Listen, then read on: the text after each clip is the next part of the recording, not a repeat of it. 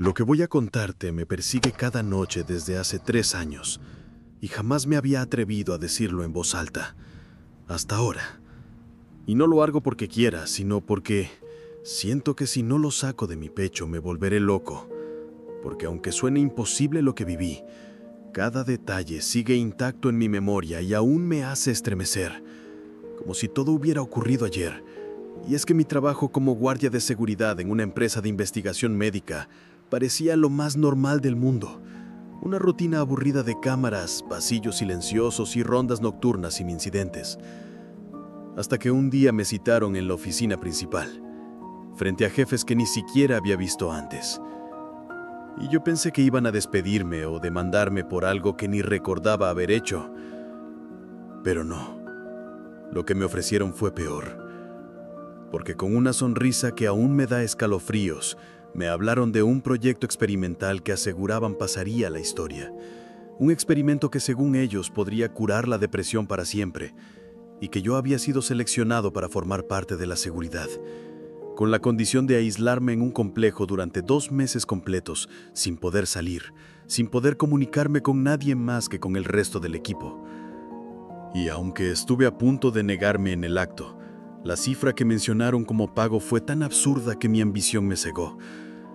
Y sin darme cuenta ya estaba en un avión rumbo a un complejo escondido en las montañas. Un lugar que jamás habría encontrado por mi cuenta, porque la entrada no era más que una compuerta de acero enterrada en la tierra, como si quisieran esconder lo que había ahí dentro del mundo entero. Y tal vez ahora entiendo por qué. Dentro todo parecía impecable, de un lujo casi enfermizo para tratarse de un centro de investigación. Puertas electrónicas, pasillos iluminados con luz blanca sin una sola mancha, habitaciones simétricas, cámaras en cada esquina, un ala este destinada a los pacientes, un ala oeste para el personal, y en el centro un control que lo dominaba todo, con pantallas que mostraban cada habitación, cada movimiento, cada respiro de los voluntarios que habían aceptado participar en aquel infierno sin saberlo. Éramos un equipo variado, 3 guardias de seguridad, psicólogos, psiquiatras, un médico y un doctor a cargo de todo, Miller. Además de 5 sujetos diagnosticados con depresión, personas normales que creían haber sido seleccionadas para un tratamiento revolucionario, cuando en realidad eran víctimas de algo que aún hoy no logro entender del todo. Antes de empezar nos recordaron algo inquietante. Nadie podía salir del complejo en 2 meses y los pacientes no podían abandonar sus habitaciones bajo ninguna circunstancia, salvo por emergencias, porque según ellos, el más mínimo error pondría en riesgo la validez del experimento. Y para mantener la ilusión de seguridad nos mostraron un sistema de comunicación con la base central, un ordenador maestro desde el cual podíamos pedir ayuda en caso extremo, asegurando que un equipo armado llegaría en cuestión de minutos, lo cual, como descubriré más tarde, era otra mentira cuidadosamente construida. Nuestra labor como guardias parecía sencilla: vigilar cámaras, patrullar pasillos y, en caso necesario, someter a los pacientes si se ponían violentos. Pero lo que realmente nos inquietó fue lo que Miller explicó después, porque dijo que cada noche, exactamente a las 21:43, los sujetos serían expuestos durante apenas 4 segundos a una frecuencia de radio, una vibración imperceptible que supuestamente reestructuraría conexiones cerebrales hasta eliminar para siempre la depresión. Un procedimiento que él describía con entusiasmo clínico mientras nos advertía que nosotros jamás debíamos escucharla, que debíamos usar audífonos con cancelación de ruido porque los efectos secundarios podrían ser devastadores, aunque lo dijo con una calma tan ensayada que me hizo sospechar desde el primer momento. La primera noche llegó rápido, y recuerdo claramente cómo nos reunieron a todos en la sala de control, cómo Miller revisó uno por uno que lleváramos los audífonos puestos, cómo las luces del techo cambiaron a un rojo intenso que nos obligaba a permanecer así hasta que él diera la orden. Y aunque no escuché nada más que un silencio absoluto, algo en mi interior se quebró durante esos 4 segundos, porque sentí como si estuviera desnudo en medio de una oscuridad infinita, observado por algo que no era humano, vulnerable de una forma que nunca había experimentado, y juraría que alguien susurró mi nombre en medio del silencio, aunque sabía que era imposible. Y cuando las luces pasaron a verde, todos nos miramos con el mismo gesto de inquietud, como si hubiéramos compartido la misma pesadilla. Miller pidió a los sujetos que levantaran la mano al escuchar su nombre, y lo hicieron, todos, menos el número 3, que permanecía inmóvil, mirando la pared con los ojos abiertos, como si estuviera atrapado en un trance. Y aunque golpeé la puerta de su habitación con fuerza, él no respondió, pero noté que sus labios se movían, susurrando algo que no pude entender, hasta que entré con otro guardia, y vi cómo giraba lentamente la cabeza hacia mí, con una sonrisa tan antinatural que me heló la sangre, diciendo que estaba bien, que no pasaba nada, pero yo juro que en esos ojos había algo que no pertenecía a un ser humano. Los días siguientes parecían normales. Los sujetos se comportaban con calma, comían, hablaban poco, pasaban los controles médicos sin incidentes, pero yo no dejaba de observar al número 3, convencido de que aquella sonrisa no había sido un simple reflejo. Y la segunda noche mis sospechas se confirmaron, porque aunque los audífonos bloqueaban el sonido, lo que sentí durante esos segundos fue aún más brutal. Una presión en el pecho, un miedo irracional que me hacía querer arrancarme los cascos de inmediato. Y esta vez no fui el único, porque vi a mis compañeros moverse incómodos, retorcerse en silencio, hasta que uno de ellos no aguantó más y se quitó los audífonos antes de tiempo, sin que Miller se diera cuenta. Y segundos después, cuando la luz se volvió verde, los 5 sujetos seguían inmóviles, como estatuas, con la mirada fija en el vacío, hasta que 2 guardias entraron a revisar y entonces todo colapsó, porque la energía se cortó de golpe, el complejo entero quedó a oscuras y el silencio absoluto se rompió con gritos imposibles, alaridos que parecían venir de 1000 gargantas a la vez, seguidos de disparos desesperados y luego un rugido que no puedo describir sin sentir náuseas. Algo inhumano, un sonido que no debería existir en este mundo, y cuando volvió la luz lo que vimos en las cámaras nos quitó el aire. Los sujetos ya no eran personas, sus cuerpos habían cambiado. Su mirada vacía ahora era un pozo de odio, y aunque cada uno se manifestaba de forma distinta, todos compartían un mismo destino. Ya no eran humanos, y nosotros estábamos encerrados ahí con ellos. Lo que vimos en las cámaras esa noche no tenía explicación posible, y aunque intentamos convencernos de que todo era una ilusión producto de la oscuridad y la tensión, sabíamos que era real, porque el cuerpo de un guardia yacía abierto en el suelo de la habitación del sujeto 1, con la sangre extendiéndose por las paredes en un patrón grotesco, mientras el sujeto 4, que minutos antes estaba sentado en silencio, ahora reptaba por el techo como un animal, con movimientos espasmódicos y una cabeza girada en un ángulo que ningún cuerpo humano podría soportar. Y el sujeto 5 golpeaba su cabeza contra el cristal de la puerta una y otra vez con tanta fuerza que el sonido metálico llegaba hasta la sala de control, mezclado con un chasquido húmedo que me revolvía el estómago. Y lo peor era el número 3, sentado exactamente como la primera noche, murmurando algo que no podíamos escuchar, pero que, aún sin sonido, parecía un rezo blasfemo, como si estuviera invocando algo, porque sus labios se movían con un ritmo hipnótico que atrapaba la mirada, y varios de mis compañeros tuvieron que apartarse de las pantallas porque decían sentir que si lo observaban demasiado tiempo, perderían la cordura.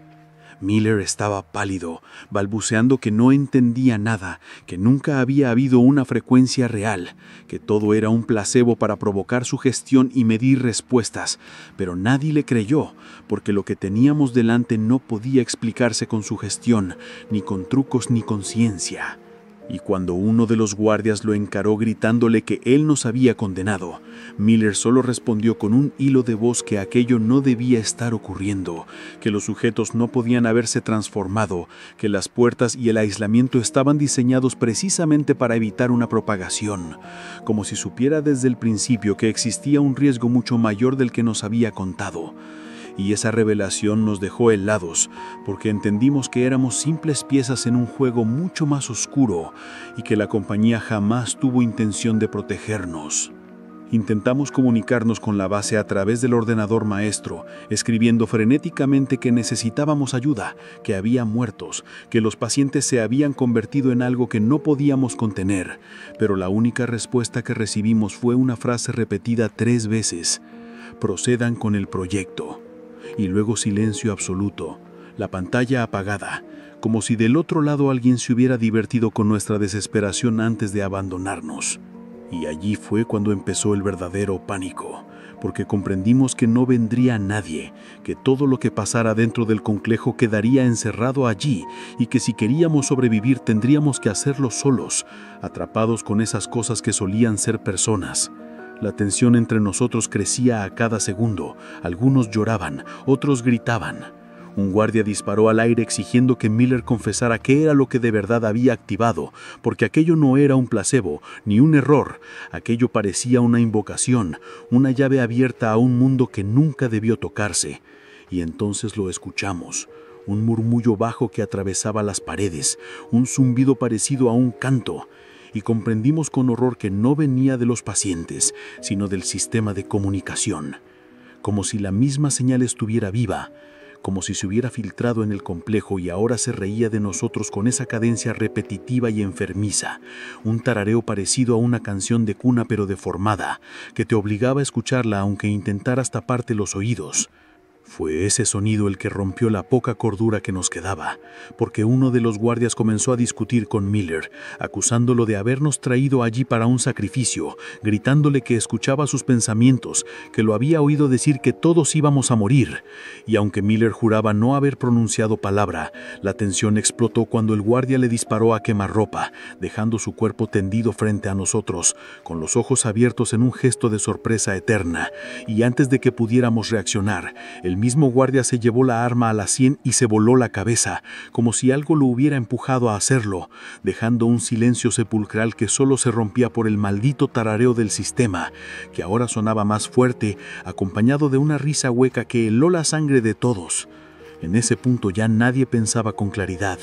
Cada segundo en el complejo era un suplicio, y la única salida que nos quedaba era abrir las puertas del ala oeste y huir, aunque eso significara desbloquear por unos segundos todas las compuertas, incluyendo las del ala este donde estaban esas cosas. Y sabíamos que hacerlo era arriesgar nuestras vidas, pero quedarnos era una condena segura, porque las criaturas ya habían empezado a golpear los vidrios, y cada impacto hacía temblar los muros como si en cualquier momento fueran a ceder.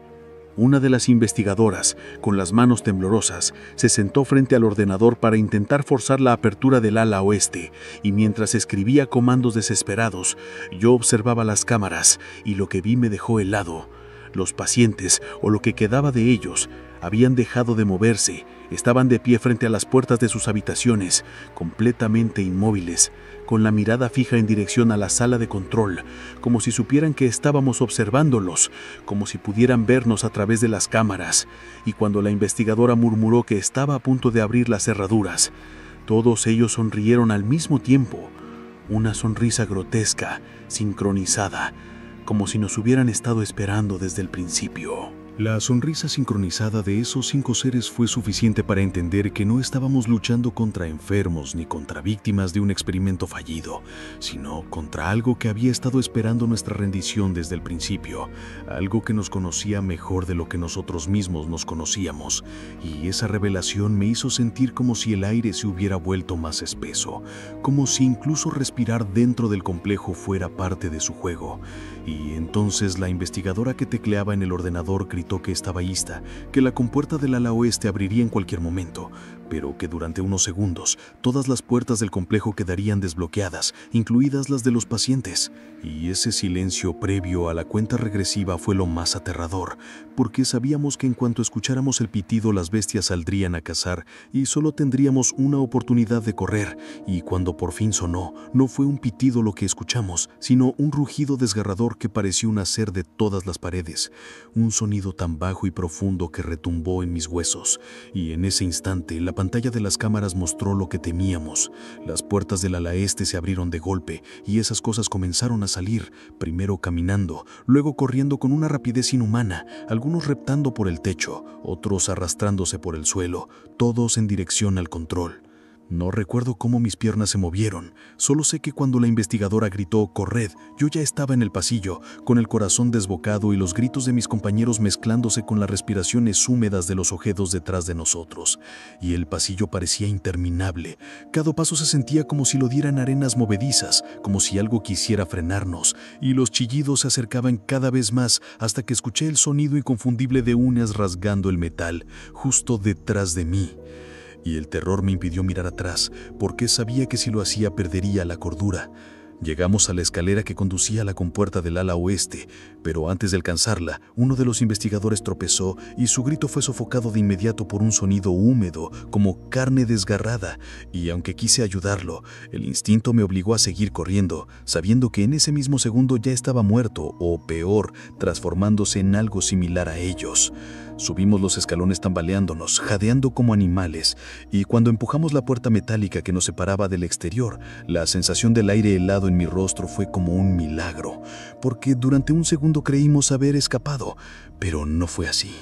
porque el último grito de la investigadora aún resonaba cuando vimos como una de esas criaturas, alargada y de extremidades imposibles, lograba meter un brazo por la rendija antes de que pudiéramos cerrar la puerta, y sus dedos huesudos se aferraron al tobillo de la mujer que iba detrás de mí, arrastrándola hacia la oscuridad, y lo único que quedó de ella fue el eco de sus uñas arañando el suelo metálico, antes de desaparecer en el vacío. Quedamos solo tres, yo, un guardia y otro técnico, y por un instante nos miramos con lágrimas en los ojos, comprendiendo que no habíamos escapado realmente, que solo habíamos prolongado lo inevitable, porque en ese momento, desde el hueco oscuro de la escalera volvió a escucharse ese tarareo maldito, esa canción de cuna distorsionada que parecía disfrutar de nuestro miedo, y cuando levanté la vista lo vi con mis propios ojos, una silueta delgada, altísima, con extremidades dobladas en ángulos imposibles, emergiendo poco a poco de la oscuridad, como un insecto humanoide, avanzando hacia nosotros, con una sonrisa que no pertenecía a ninguna boca humana, una sonrisa tan amplia que parecía desgarrarle la cara. Disparé todo lo que tenía, cada bala, cada cartucho, pero no sirvió de nada, porque cada impacto solo hacía que se estremeciera como si disfrutara el dolor, y su risa se mezclaba con el tarareo hasta convertirse en un coro demoníaco que helaba la sangre, hasta que, de pronto, escuchamos un estallido de disparos mucho más potentes, ráfagas interminables que atravesaron el aire nocturno y que hicieron tambalear a la criatura hasta que cayó de espaldas en la entrada. Soldados armados nos rodearon de inmediato, apuntando aún al monstruo que yacía en el suelo, mientras un hombre con traje impecable se acercaba con una calma que me resultó más inquietante que la criatura misma, porque sonreía como si todo aquello formara parte de un plan perfectamente calculado, y cuando lo vi, reconocí su rostro. Era uno de los directivos que me habían ofrecido el puesto meses atrás, y con voz amable, como si nada hubiera pasado, nos felicitó por haber acelerado el proyecto, diciendo que habían planeado 2 meses de pruebas, pero que gracias a nosotros habían obtenido resultados en apenas 2 días. Y mientras lo escuchaba, entendí de golpe que nunca habíamos sido empleados, ni siquiera cuidadores. Éramos conejillos de indias, parte de un juego macabro en el que el verdadero experimento no eran los pacientes, sino nosotros, nuestra resistencia, nuestra reacción, nuestro miedo. El otro superviviente lo insultó entre lágrimas, gritándole que iría a la policía, a la prensa, que no permitiría que aquello quedara impune. Pero el hombre del traje sonreía aún más, recordándole con un tono burlón que habíamos firmado un contrato con cláusulas de confidencialidad,